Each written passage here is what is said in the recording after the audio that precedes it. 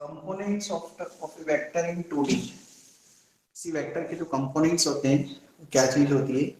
Components and component vectors. what are components and what are the component vectors? And actually it is the relationship between the coordinate geometry and the vector. Vector को हम coordinate geometry से relate कर रहे हैं, and coordinate geometry is already related to the geometry to the algebra. So directly we can say the vector is going to be studied with the help of algebra, because vector में हम directions और इस तरह से line segments supports इस तरह से बनाते हैं, तो वो एक ज्योमेट्रिकल वर्क हो जाता है जो 9 10 8 7 से पहली क्लासेस में 6 7 में किया जाता था कि ट्रायंगल बनाओ 1 सेंटीमीटर 5 सेंटीमीटर 3 साइड्स का कंस्ट्रक्शन, ऐसा वर्क हो जाता है और वो वर्क हम लोग हायर क्लासेस में नहीं करते। इसलिए यहाँ पर ब्लर है। इन हायर क्लासेस हम एल्जेब्रा से पढ़ना चाहते हैं, चैप्टर का नाम भी लिया हुआ है वेक्टर एल्जेब्रा। तो ये बहुत इंपॉर्टेंट कंसेप्ट है यहाँ वेक्टर एल्जेब्रा। इसमें वेक्टर को हम एल्जेब्रा से पढ़ना शुरू करेंगे। इसमें देखो कैसे, इसके लिए हम कोऑर्डिनेट ज्योमेट्री से रिलेशनशिप बनाना चाहते हैं, इसलिए ऑफ कोर्स एक एक्स एक्सिस और वाई एक्सिस बनाएंगे हम। यहाँ पर ओरिजिन 0 0, एक पॉइंट पी ले लेते हैं, इसके कोऑर्डिनेट x, y है। देखो ये कोऑर्डिनेट सिस्टम आप जानते हैं, जब हम ऐसा लिखते हैं तो ये डिस्टेंस y होती है ये और ये x होती है। इससे इसके परपेंडिकुलर ड्रॉ करते हैं तो ये भी x हो जाएगी और ये y हो जाएगा, क्योंकि एक रेक्टेंगल बन जाता है 90 डिग्री होने से 90 डिग्री, चारों एंगल 90 डिग्री रेक्टेंगल हो जाएगा। अब मैं क्या कर रहा हूँ, O से P को ज्वाइन कर रहा हूँ। जैसे मैंने O से P को ज्वाइन किया तो भी एक बेसिक एल्जेब्रा बेसिक ज्योमेट्री है अभी आपके लिए, इसके अंदर कहीं वेक्टर अभी तक यूज इंट्रोड्यूस नहीं हुआ है। अब मैं क्या कर रहा हूँ, O से P को ज्वाइन करने के बाद डायरेक्शन दे रहा हूँ O से P। जैसे ये डायरेक्शन दिया ये OP वेक्टर बन गया, जिसको हम P कोई भी जनरल पॉइंट है, इसको हम वेक्टर के रेफरेंस में R वेक्टर से बताएंगे, जिसको हम बोलते हैं पोजीशन वेक्टर। पढ़ा गया हमने थ्योरी में, पॉइंट P का पोजीशन वेक्टर R वेक्टर हो गया, OP vector equal to R vector. अब ये जो x है, ये y है, r है, वेक्टर, इसमें क्या रिलेशनशिप आती है यही हमें पढ़ना है। कोऑर्डिनेट्स में और वेक्टर में क्या रिलेशनशिप रहती है, कोऑर्डिनेट्स x, y और ये r वेक्टर है, पर इनमें क्या रिलेशनशिप रहती है, क्या रिलेशनशिप होती है, क्योंकि ये तो वेक्टर है और ये अलजेब्रा है हमारी x, y है ना। ज्योमेट्री से अपन अलजेब्रा पे गए थे, जो ज्योमेट्री को हमने अलजेब्रा से पढ़ा था कोऑर्डिनेट ज्योमेट्री में। सो अगर मैं x एक्सिस के डायरेक्शन में, देखिए मैं बोल रहा हूँ x एक्सिस की डायरेक्शन पॉजिटिव डायरेक्शन में एक यूनिट वेक्टर i कैप ले लेता हूँ। मैं ले सकता हूँ यूनिट वेक्टर, आपको पता है मेरी यूनिवर्स से जयपुर जाने हैं रास्ते में बहुत सारे 1 किलोमीटर के टुकड़े हैं, यूनिट वेक्टर हैविंग लेंथ 1, तो एक वेक्टर बना दिया मैंने इसके i cap in the direction of x axis unit vector, और ये यूनिवर्सल है x एक्सिस के डायरेक्शन में i कैप यूनिट वेक्टर होता है x एक्सिस के डायरेक्शन में। ऐसे ही यहाँ पर ये y एक्सिस की डायरेक्शन में हम क्या लेते हैं j के। अभी 3D लेंगे तब हम k के भी पढ़ेंगे, पर अभी पहले 2D पढ़ लेते हैं। 2D से हम इसको जनरलाइज करके 3D में लिख देंगे, क्योंकि 11th क्लास में हम 3D पढ़कर आए हैं, थोड़ा बहुत नॉलेज बेसिक नॉलेज लेकर आए हैं, उसका यूज करके यहाँ पे डायरेक्ट 3D में हम सारे फॉर्मूला लिखेंगे। 2D में तो प्रूफ करेंगे, 3D में प्रूफ नहीं करेंगे, करना भी नहीं।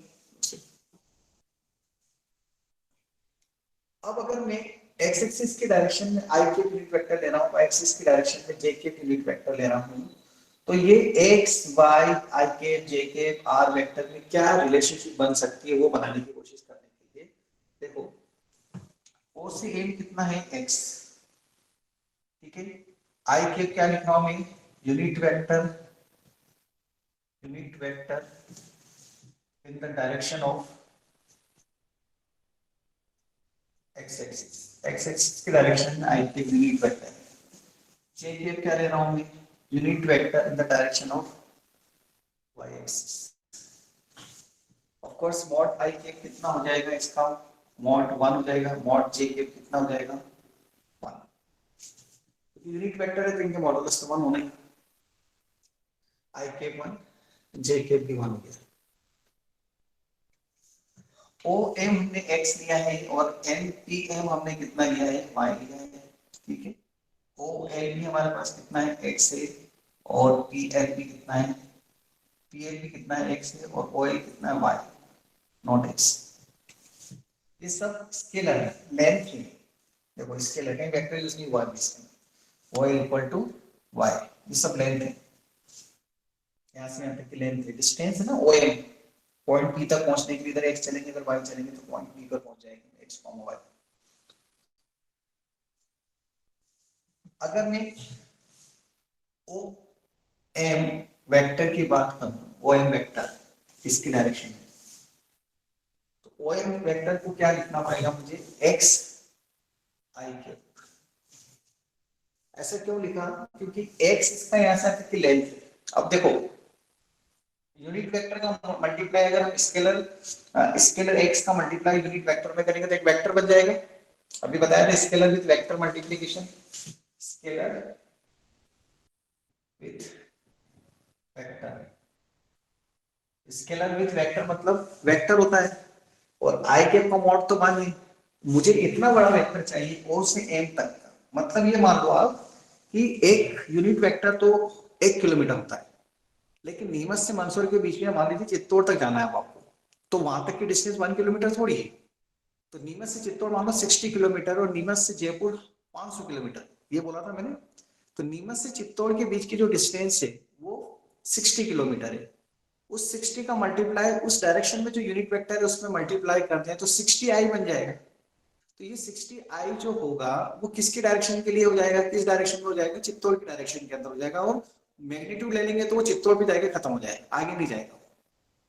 तो यही बात है कि ओ से एम तक की डिस्टेंस एक्स है, उसके मॉड में हमने किसका, उसके उसके मॉडुलस में किसका मल्टीप्लाई कर दिया, वेक्टर का मल्टीप्लाई कर दिया, मतलब स्केलर विद वेक्टर करके ये वेक्टर बना दिया, तो ये बन जाएगा एक्स आई के ओ से एम तक। ओके, देन ये दोनों वेक्टर्स कैसे हैं, ये दोनों कैसे हैं, अपोजिट साइड्स पैरेलल वेक्टर्स हैं, पैरेलल साइड्स हैं, अभी तो वेक्टर्स नहीं बोलूंगा मैं। इसकी डायरेक्शन में फिर मैं ऐसा लिखूंगा यहाँ पर O L vector, O L vector ये कितना हो जाएगा, O L vector equal to Y J, O L vector कितना हो जाएगा, वाई जे। जे के यूनिक वेक्टर है, उसमें y का मल्टीप्लाई कर दिया तो जितना चाहिए उतने मैग्नीट्यूड का मल्टीप्लाई कर दो, उतना बड़ा वेक्टर ले लो। ये पूरा जैसे नीमच से लेकर जयपुर तक जाना है आपको, नीमच से जयपुर तक मुझे ये टुकड़ा चाहिए, इतना बस। मुझे नहीं यहाँ तक चाहिए, तो जितना चाहिए उतना टुकड़ा ले सकते हैं, पर उसकी लेंथ भी तो चाहिए ना साथ में, तभी तो वेक्टर बनाएंगे। मान लो इसकी लेंथ यहाँ से यहाँ तक 60 किलोमीटर है, चित्तौड़ तक, ये यहाँ से यहाँ तक चित्तौड़ तक है, और इसकी डायरेक्शन में यूनिट वेक्टर मैंने आई के लिया तो ये 60i वेक्टर बन जाएगा ना यहाँ से यहाँ तक। ऐसा करूँ, इसके डायरेक्शन में नीमच से जयपुर के डायरेक्शन में यूनिट वेक्टर आई है 1 किलोमीटर आई, तो उसमें मल्टीप्लाई कर देते 60i बन गया। ऐसे इधर भी किया है, मैग्नीट्यूड का मल्टीप्लाई करके वेक्टर में चेंज कर दिया, जितना चाहिए जितना मैग्नीट्यूड का चाहिए यूनिटरी मेथड से यूज करके। ठीक है, तो आई के 1 हो गया, जे के 1 हो गया। और आपको पता है अगर मैं इसके डायरेक्शन में वेक्टर फाइंड करना चाहूं ओ ए की डायरेक्शन में यूनिट वेक्टर, तो vector upon its modulus, vector upon its modulus वो कितना होगा 1, वेक्टर को उसके मॉड से डिवाइड कर देंगे तो वो लेंथ आ जाएगी इसकी। ओके, तो ये yj है, तो ये opposite parallel vectors like vectors होने से ये भी कितना हो जाएगा, yj हो जाएगा। तो OL equal to yj equal to क्या लिखूंगा मैं, mp वेक्टर, एमसीपी वेक्टर बन गया। ओएल वेक्टर भी बना लिया मैंने और एमपी वेक्टर भी तैयार कर लिया है, this is MP vector. Okay, MP vector तैयार हो गया, एक्सआई वेक्टर भी तैयार हो गया। वेक्टर आगे बीच में यहाँ पे से क्या था, एक्स था, उसमें आई कैप का मल्टीप्लाई करके वेक्टर कर लिया। ऐसे इधर वाई था, उसमें जे कैप का मल्टीप्लाई करके वेक्टर का मल्टीप्लाई हो गया, scalar multiplication with vector concept use करके इसको वेक्टर बना लिया। ये अपोजिट वेक्टर, ये दोनों कैसे वेक्टर्स हैं, लाइक वेक्टर्स, इक्वल वेक्टर्स, क्योंकि इनके अपोजिट साइड से रेक्टेंगल की वो इक्वल होती है, इसलिए ये yj है तो ये भी yj हो गया। नाउ इन ट्रायंगल ONP, ये नहीं देखना, मैं ये बस समझाने के लिए बताया था। In triangle ONP, ONP, in triangle ONP, triangle law of vector addition OM plus NP equal to OP, triangle law of vector addition, short form में लिख दिया, ट्रायंगल ऑफ वेक्टर एडिशन का यूज किया। अब ओएम हमने कितना बनाया, वेक्टर। अगर सिर्फ ओएम की बात करोगे ना तो वो तो लेंथ है, ओएम ऐसा लिख सकता हूँ ना मैं इसको, जैसे अगर आपको लग रहा है क्या सर ओएम मतलब ये इसका मैग्नीट्यूड, ठीक है, ओएम वेक्टर। अब ओएम वेक्टर को इसके मॉड से डिवाइड करते हैं, वेक्टर अपॉन इट्स मॉडुलस, तो वो यूनिट वेक्टर बन जाएगा। तो अपन ऐसा नहीं लिख सकते OM vector upon its modulus equal to I cube, OM vector upon its modulus equal to vector upon its modulus equal to I cube. Vector OM बनाने के लिए उसके मॉड से डिवाइड कर दिया, ओएम कितना है, ओएम कितना है x, ये आ गया x है ओएम वेक्टर, ऐसे भी समझ सकते हैं। Vector upon its modulus is unit vector, उसकी डायरेक्शन। तो ओएम वेक्टर को क्या लिख सकता हूं मैं, देखो xi यहां पे भी समझा रखा है, यहां पे भी समझा दिया, तो ये xi। और mp को क्या लिख सकता हूं, yj। और op को क्या लिख सकता हूं, r वेक्टर। ये देखो r vector equal to xi plus yj। I और j क्या है, ये हमेशा याद रखना, यूनिट वेक्टर से in the direction of x axis and y axis respectively. x axis और y एक्सिस की डायरेक्शन में यूनिट वेक्टर्स। डाउट,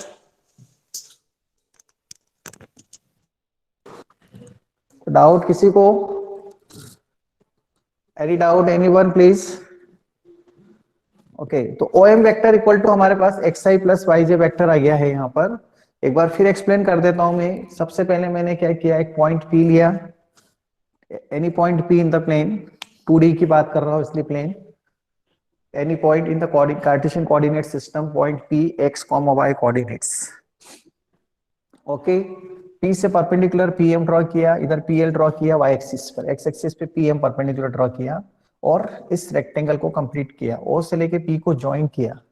ये सब ज्योमेट्री थी इतनी, यहां से यहां तक की लेंथ x हो जाएगी, यहां से यहां तक की लेंथ y हो जाएगी, मतलब O M equal to x and M P equal to y, length O M और एम पी। ये स्मॉल एक्स लेंथ है, मैंने क्या किया, इसको वेक्टर बनाने के लिए इसके डायरेक्शन में यूनिट वेक्टर आई केप लिया, इसके डायरेक्शन में यूनिट वेक्टर जे केप लिया। तो ओ एम वेक्टर क्या हो जाएगा, vector upon its modulus equal to i cap. I cap को मैं ऐसा लिख सकता हूं क्योंकि इसके डायरेक्शन में यूनिट वेक्टर है, और यूनिट वेक्टर का फॉर्मूला होता है जिस वेक्टर को ले रहे हैं उसको उसके मॉड से डिवाइड कर दो, तो vector upon its modulus, O M upon mod O M. तो ओ एम वेक्टर कितना है, x, mod O M vector कितना है, लेंथ स्मॉल एक्स, और ओ एम वेक्टर तो एज इट इज रहेगा, सॉरी ओ एम वेक्टर कितना आ जाएगा, एक्स आई वेक्टर, जो इधर भी लिखा है मैंने यहाँ पे भी लिख दिया। और उसको ऐसे भी समझाया मैंने कि मान लो नीमच से लेकर जयपुर तक 500 किलोमीटर की डिस्टेंस है, तो नीमच से चित्तौड़ 60 किलोमीटर है, तो नीमच से 60 का मल्टीप्लाई कर दूंगा आई कैप में, तो नीमच से चित्तौड़ वाला वेक्टर तैयार हो जाएगा। नीमच से भीलवाड़ा तक तैयार करना है तो 90 मल्टीप्लाई कर दो, 90 किलोमीटर आगे ले लो या 120 किलोमीटर ले लो, जैसा भी जो भी हो डिस्टेंस, समझने की बात है। उस जितना बड़ा वेक्टर चाहिए उसका मॉड का मल्टीप्लाई कर दो आई कैप में, उसी के डायरेक्शन में वेक्टर तैयार होता जाता है। तो ये वेक्टर तैयार हो गया हमारे पास ओ एम। ऐसे इधर ये तैयार हो जाएगा ओ एल, ये देखो ओ एल वाई जे। तो ऐसे में यहाँ पे ओ एल वेक्टर क्या लिख सकता हूं, वाई जे। सिमिलरली तो ओ एल वेक्टर हो गया, वाई जे वेक्टर, लेकिन ओ एल और एम पी रेक्टेंगल के अपोजिट साइड से और उस पर बने हुए ये दोनों सपोर्ट्स इक्वल हैं, तो ये वेक्टर्स कैसे हो जाएंगे, लाइक वेक्टर्स हो जाएंगे, इक्वल वेक्टर्स हो जाएंगे, इसलिए ये एम पी भी वाई जे हो जाएगा। तो O L equal to M P equal to Y j लिख दिया मैंने, और ऐसे और पी एल भी हो जाएगा, और पी एल की जरूरत नहीं इसलिए मैंने वो नहीं लिखा है यहाँ पर।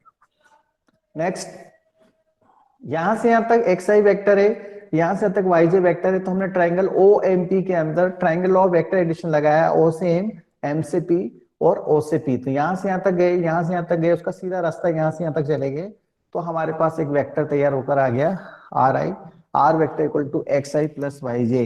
ये जो एक्स है इसको हम बोलते हैं कंपोनेंट, थ्योरी का नाम यही चैप्टर इसका टॉपिक का कंपोनेंट्स ऑफ ए वेक्टर। तो एक्स को हम बोलते हैं component of r in x axis, x and y are the component, ऐसा लिख, sorry x and y, x ऐसे लिखता हूं मैं, x and y are components of r vector.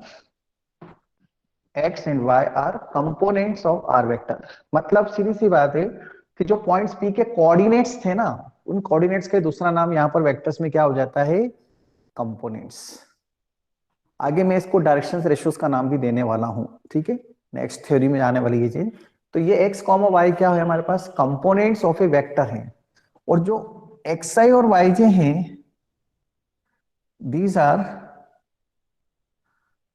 Component vectors of r vector. Component और component vectors में ध्यान देना, components are scalars. Component vectors में आई और जे का मल्टीप्लाई हो जाता है, वो वेक्टर्स होते हैं, कंपोनेंट वेक्टर्स नाम दिया है इसलिए उसको। अब अगर हम इसमें r vector equal to x i plus y j अगर एक ये वेक्टर है, तो इसमें दो चीजें होती हैं, डायरेक्शन एंड मैग्नीट्यूड। तो डायरेक्शन तो आपने ओ से पी की बता रखी है, इसमें इस डायरेक्शन में जा रहा है, लेकिन इसका यहां से यहां तक का मैग्नीट्यूड कितना है, ओपी कितना है। तो अगर मैं इस right triangle O M P में पाइथागोरस थ्योरम लगाऊं, in right triangle O M P,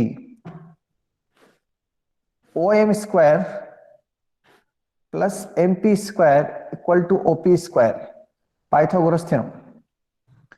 Just using the basic concept of Pythagoras theorem of class 10th, OM square plus MP square equal to OP square। अब OM square को तो हम x लिख सकते हैं क्योंकि OM equal to x है, ये देखो लिखा हुआ है यहाँ पर। और MP को हम क्या लिख सकते हैं, y स्क्वायर। और ये जो OP है, वेक्टर R है, जो इसका मैग्नीट्यूड होता है उसको हम स्मॉल r से बताएंगे, क्योंकि बहुत पहले मैं आपको बता चुका हूं कि इसका मतलब ये होता है, जैसे ऐसे समझाया था, अगर आपको याद हो तो। ये वेक्टर का साइन हटा देते हैं, अगर मॉड का साइन लगा हुआ है तो इसके ऊपर से ये मैग्नीट्यूड को बताता, दिस इज मैग्नीट्यूड। तो ये मैग्नीट्यूड है, ये क्या रिप्रेजेंट करता है, मैग्नीट्यूड, ये मैग्नीट्यूड है, ठीक है ना। इसलिए आर वेक्टर को स्मॉल आर वेक्टर की जगह यहां पर स्मॉल आर लिखूंगा तो ये इसके मैग्नीट्यूड को बताएगा। तो ओपी कितना है मैग्नीट्यूड में, r. So r square equal to कितना हो गया, x square plus y square. कुछ स्टूडेंट ऐसा सोचते हैं कि सर इससे ये कैसे आता, तो ये रीजन ये है इसका, इसका स्क्वायरिंग करके नहीं करना। स्क्वायरिंग करके ये आ जाता है, उससे भी होल स्क्वायर करके, वो हम डॉट प्रोडक्ट में पढ़ेंगे, जो आगे थ्योरी पढ़ेंगे उसमें, वो आई और जे का डॉट प्रोडक्ट जीरो हो जाता है, तो 2xi वाली टर्म खत्म हो जाती है। लेकिन बेसिक कंसेप्ट क्या आया था कि पाइथागोरस थ्योरम से हमने ये लिखा है, मतलब अगर एक vector in terms of components दिया हुआ है, ऐसा लिखा हुआ है, example r vector equal to 3i plus 4j लिखा हुआ है, तो 3 और 4 क्या रिप्रेजेंट करते हैं, उस पॉइंट्स p के कोऑर्डिनेट, जिसकी पोजीशन वेक्टर ओपी वेक्टर से बता रहे हैं, उसका पोजीशन वेक्टर रिप्रेजेंट करता है। 3,4 उसके कोऑर्डिनेट्स रिप्रेजेंट करते हैं। और इसका मॉड मतलब r square equal to root of इस आर इक्वल टू, क्योंकि रूट ले लेंगे, आर लिखेंगे तो अपन आर लिखेंगे तो root of x square plus y square, ये फॉर्मूला हो जाएगा। तो root of 3 square plus 4 square means 5।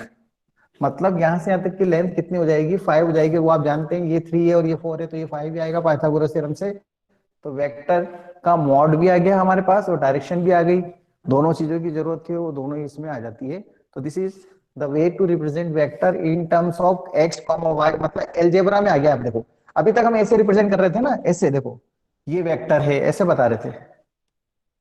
कोई भी एक वेक्टर बनाना है तो लाइन सेगमेंट ले रहे हैं, डायरेक्शन दे रहे हैं, मैग्नीट्यूड लिख रहे हैं। अब हम ऐसे बताएंगे वेक्टर्स को, जिसमें एक्स और वाई क्या हो जाएंगे, 2D के अंदर कंपोनेंट्स हो जाएंगे, ये वेक्टर्स हो गए। और जैसे ही वेक्टर लिखा तो मॉड कैसे फाइंड करेंगे, ये जो आई और जे के साथ में टर्म है, आई और जे को नहीं लेना, आई और जे के साथ में जो टर्म है उनके स्क्वायर का सम करके रूट लगा देंगे, तो क्या मिल जाएगा आपको, उस वेक्टर का मैग्नीट्यूड मिल जाएगा। ठीक है, please take the screenshot.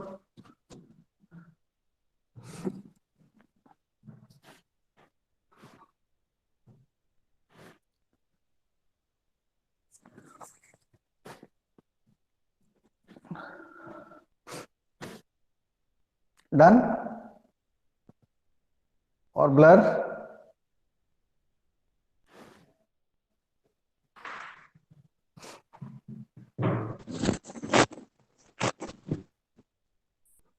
Okay.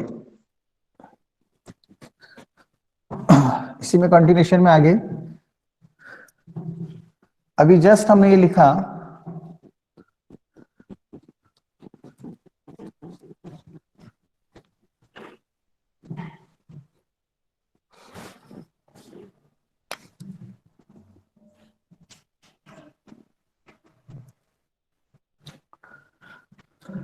Just हमने ये प्रूव कर लिया कि आर वेक्टर अब क्या होता है, x i plus y j, x और वाई कंपोनेंट्स होते हैं और आर इसका मैग्नीट्यूड होता है root of x square plus y square, जिसको हम मॉड आर वेक्टर भी लिख सकते हैं ऐसे।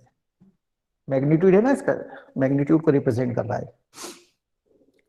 ओके, तो r vector equal to x i plus y j, x and y are the components, x and y are the components.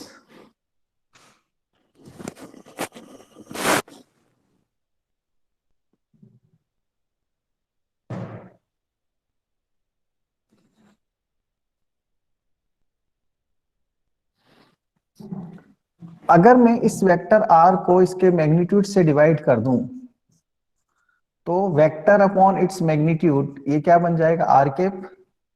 बताया vector upon its magnitude is unit vector, therefore since लिख रहा हूं मैं, therefore r cap equal to x i plus y j upon mod r लिखना पड़ेगा मुझे यहां से। आर वेक्टर ये होता है x i plus j upon r, तो x i plus y j upon r हो जाएगा ये। मॉड आर को अपन क्या लिख सकते हैं, मॉड आर को हम आर लिख सकते हैं, ये यहाँ पे इसका यूज कर लिया अभी बताया यहाँ पर। और r cap equal to x upon r i आ जाएगा plus y upon r j आ जाएगा। ये आर वेक्टर है, जस्ट लुक हियर, ये वेक्टर है और ये केप है। डिफरेंस देखना, जब वेक्टर लिखा हुआ है तो एक्स और वाई क्या है, कंपोनेंट्स, ठीक है, वेक्टर में लिखा हुआ है तो। लेकिन एक्स अपॉन आर और वाई अपॉन आर कंपोनेंट्स नहीं है। ये क्या चीज है, एक्स अपॉन आर और वाई अपॉन आर, देखो उसको अपन यहां से समझते हैं इधर से। In triangle O N P अगर मैं आपसे बोलता हूं कॉस अल्फा फाइंड करो, तो बोलो अल्फा कहां है सर, ये अल्फा एंगल है। मान लो इस वेक्टर ओपी ने एक्स एक्सिस के साथ में अल्फा एंगल बनाया, तो कॉस अल्फा अगर मैं फाइंड करने की कहता हूं तो आप लिखोगे ओ एम अपॉन ओपी, मतलब एक्स अपॉन आर। तो एक्स अपॉन आर को कॉस अल्फा होता है, जिसको हम एल से डिनोट करते हैं, एक नोटेशन दिया है इसको L, that is cos alpha. इस अल्फा को हम बोलते हैं डायरेक्शन एंगल, अल्फा को हम क्या बोलते हैं, डायरेक्शन एंगल। और ये जो एल बनता है इसको बोलते हैं हम डायरेक्शन कोसाइन। तो ऐसी दो बनेगी, क्योंकि टू डायमेंशन में तो दो आएगी, और इसलिए दूसरी यहां से मिलेगी हमको। ये एंगल मान लो इसने बीटा बनाया है इसमें, ठीक है, तो कॉस बीटा, कॉस बीटा क्या लिखेंगे आप, y अपॉन आर, इस वाले ट्राइंगल के अंदर ना कॉस बीटा y एक्सिस के साथ बना हुआ एंगल है, O L upon O P. तो ये कितना आ जाएगा, y अपॉन आर, इसको हम m से डिनोट करते हैं। L and m are, l and m are direction cosines. तो डायरेक्शन कोसाइंस क्या होती हैं, जब कोई वेक्टर एक्स एक्सिस और वाई एक्सिस के साथ में जो एंगल बनाता है, जिनको हम डायरेक्शन एंगल्स बोलते हैं, उनके कोसाइन लेने पर, ऑफ कोर्स जैसे कोसाइन लेंगे वो आंसर -1 और 1 के बीच में आएंगे। तो -1 और 1 के बीच में जो नंबर आएंगे, उन नंबर के सेट्स को हम बोलते हैं डायरेक्शन कोसाइंस। तो डायरेक्शन कोसाइन जब कोई वेक्टर एक्स एक्सिस और वाई एक्सिस के साथ में जो एंगल्स बनाते हैं, उनके कोसाइन लेने पर जो नंबर्स का सेट आता है -1 और 1 के बीच में, उससे हम बोलते हैं डायरेक्शन कोसाइंस। डायरेक्शन कोसाइंस भी नंबर है, एक्स और वाई भी नंबर है, पर एक्स और वाई के नंबर कुछ भी हो सकते हैं, वो एक पॉइंट्स के कोऑर्डिनेट को रिप्रेजेंट करते हैं, पर एल और एम पॉइंट्स के कोऑर्डिनेट को रिप्रेजेंट नहीं करते हैं। जो वेक्टर है उसने एक्स एक्सिस और वाई एक्सिस के साथ जो एंगल बनाया है उसको रिप्रेजेंट कर रहे हैं, उसके कोसाइन को रिप्रेजेंट कर रहे हैं, और इसके लिए स्पेशल नोटेशन हमने एल और एम यूज किया है। तो ये जो एक्स अपॉन आर आया है इसको मैं एल लिख दूं, और वाई अपॉन आर आया है उसको मैं एम लिख दूं, तो आर केप कितना हो जाएगा, l i plus m j. Now look here, दोनों में डिफरेंस देखो, यहां पर और यहां पे दोनों बॉक्स को ध्यान से देखो। जब आई और जे के केप के साथ में एल और एम है, या आई और जे के साथ में एक्स और वाई है, तो पता कैसे लगेगा कि सर ये एल एम है और ये एक्स वाई है? यहाँ देखकर, इधर अगर आर केप लिखा हुआ है तो ये एल और एम दिखेंगे, और अगर वेक्टर लिखा है तो ये एक्स और वाई हो जाएंगे। बहुत इंपॉर्टेंट चीज है, छोटे छोटे क्वेश्चन के अंदर चीजें जब आ जाती है, यूनिट वेक्टर वर्ड लिख देते हैं तब स्टूडेंट कंफ्यूज होते हैं, फिर समझ में नहीं आता कि सर कभी इसको एल एम लिख देते हैं, कभी एक्स वाई लिख देते हैं। तो आर केप वेक्टर लिखा है तो वो एल और एम हो जाएंगे।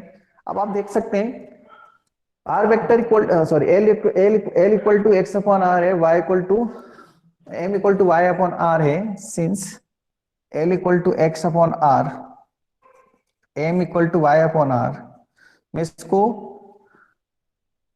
स्क्वायरिंग करके प्लस कर दूं, स्क्वायरिंग एंड एड, तो l square plus m square आ जाएगा, और इधर स्क्वायरिंग करूंगा तो x square plus y square, upon में दोनों का आर एक ही है तो आर स्क्वायर हो जाएगा। अब x square plus y square कितना होता है, यहां से देखो आप, x square plus y square कितना होता है, आर स्क्वायर। तो मैं इसको आर स्क्वायर लिख दूंगा न्यूमरेटर में, डिनोमिनेटर में भी आर स्क्वायर, तो आर स्क्वायर कट जाएगा तो क्या बचेगा, 1।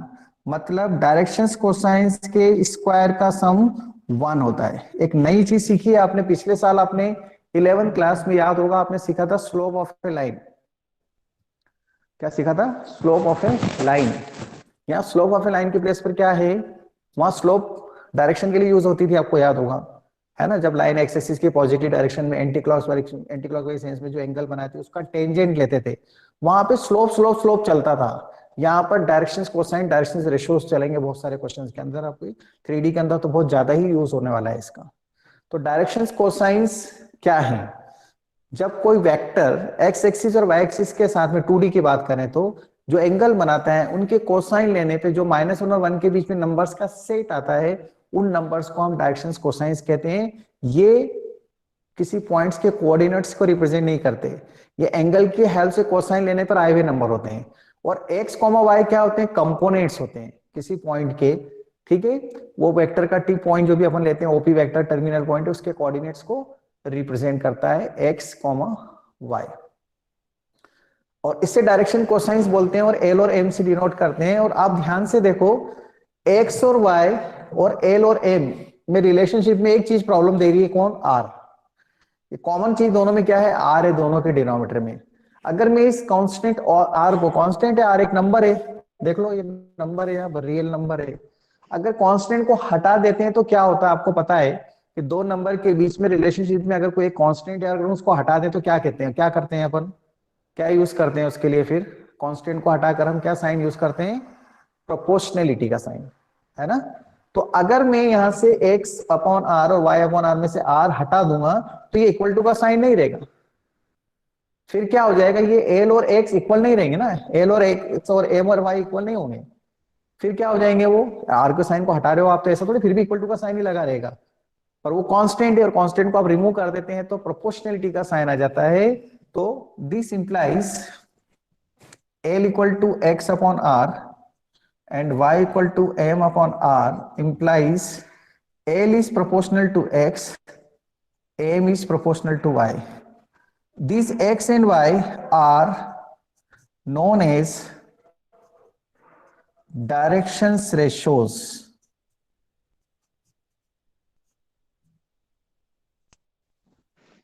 x और y को हम क्या बोलते हैं, डायरेक्शन रेशियो। जो कंपोनेंट्स थे उसी का दूसरा नाम ये बोल सकते हैं, क्या होता है, डायरेक्शंस रेशियोज। अब ये डायरेक्शंस रेशियो जैसे प्रोपोर्शनलिटी के साइन के साथ में आ रहे हैं, एल इक्वल टू और ये एम इक्वल टू यहां पर आ रहे हैं, तो हम इसको ऐसा लिख सकते हैं ना, l equal to x are,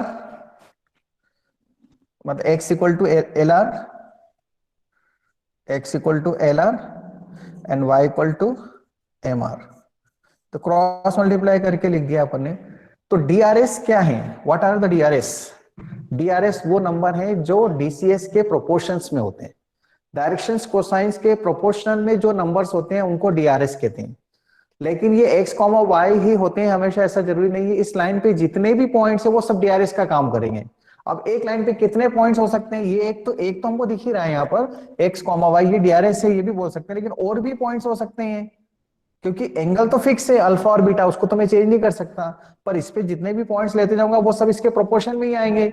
are change होता जाएगा उनका, पॉइंट अगर आगे पीछे करता जाऊंगा इस पर, तो इसका मतलब हुआ कि ये जो डायरेक्शन रेशोज हैं एक्स कॉमा वाई, जिसको हम अभी क्या बोल रहे थे कंपोनेंट्स, ये एक्स कॉमा वाई क्या होते हैं, यूनिक नहीं होते। ये किसी एक वेक्टर के लिए बहुत सारे हो सकते हैं, पर जो डायरेक्शंस कोसाइंस हैं वो हमेशा फिक्स है, क्योंकि एंगल तो चेंज होगा नहीं जब तक कि ये अपनी लोकेशन या अपना एंगल चेंज नहीं करेगी, तब तक ओपी वेक्टर अपना एंगल चेंज नहीं करेगा, तब तक इसके डायरेक्शन कोसाइन चेंज नहीं होंगे। पर डायरेक्शंस रेशियोज चेंज हो जाते हैं, इसलिए बोलते हैं कि प्रोपोर्शनलिटी आर का वैल्यू चेंज करते जाओगे। आर जैसे मान लो अभी अपन ने 5 लिखा था उस वाले में, 5 की जगह 7 लिख दिया, तो फिर दूसरा आ जाएगा कुछ एक्स और वाई। 9 लिख दिया तो कुछ दूसरा एक्स और वाई आ जाएगा, पर वो दूसरे एक्स वाई सब इसी के ऊपर जो पॉइंट्स हैं उनके कोऑर्डिनेट्स को ही रिप्रेजेंट करेंगे, ये ध्यान रखना है। अगर आपने एक वेक्टर के डायरेक्शन कोसाइन के प्रोपोर्शन में नंबर लिए हैं, वो सभी प्रोपोर्शन में लिए हुए नंबर डायरेक्शन रेशियोज ही होंगे। So direction ratios are not unique, direction cosines are unique. ठीक है, टेक द स्क्रीनशॉट।